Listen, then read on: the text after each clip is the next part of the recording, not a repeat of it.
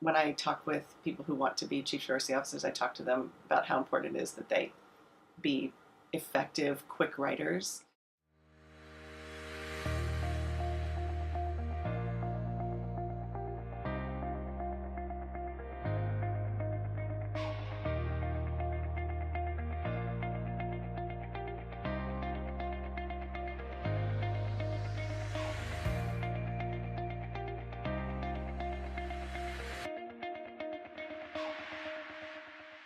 I spent most of my life in Virginia, did all of my schooling there, so elementary school through high school, went to the University of Virginia, started working there, spent 6 years after I graduated there, got another degree, and at some point realized that I'd spent 20 years in the Commonwealth of Virginia and thought I should try something else. So I applied in all sorts of different places, Midwest, East Coast, West Coast, and had a number of opportunities and ultimately decided that I wanted an adventure. So I moved to the West Coast and totally fell in love with it. The consideration of whether or not to leave Seattle was a hard one because it really did feel like I was leaving my home. I got my doctoral program there, so I had a community through the University of Washington, and then certainly all the colleagues that I had at Seattle University. It would be my place. If I had nothing else happening in my life, it would be my place. So it was hard to think about leaving that place and having to recreate community in a new place. My partner's also in social justice work, just from a totally different arena. For a long time, I resisted this kind of job because I thought that people will see you only being able to do this kind of role. And so I resisted having this be the path for me. I went more traditional student affairs. I was thinking of other routes to take. Higher ed really serves as a microcosm of the world that they're going to be in. So whether your interests or your needs or your priorities change, there's going to be some aspect of higher education that you can really dedicate yourself to. I looked in the Seattle area and there weren't any kind of available for me at that time. And so the only other place I looked was here because my sister lives here.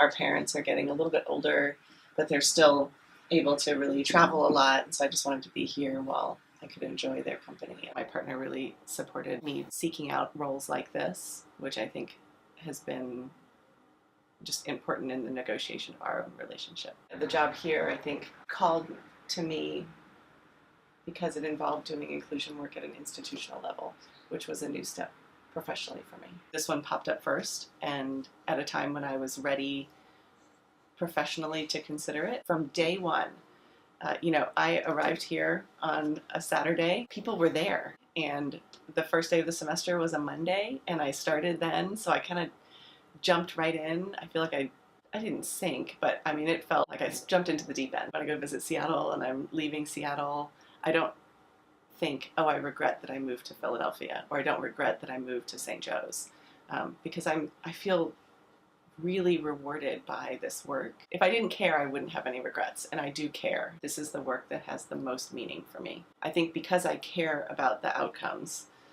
I do sometimes get frustrated because I would like those to be different. People are engaged here. It's just generally a youthful, fun environment. I mean, I'm not immune to why am I doing this, right? What difference is it going to make? I want my work to feel deeply meaningful. It really is, a gift to be able to do work that is so deeply meaningful and connected to who I am, and then the vision I have for how I want our world to be.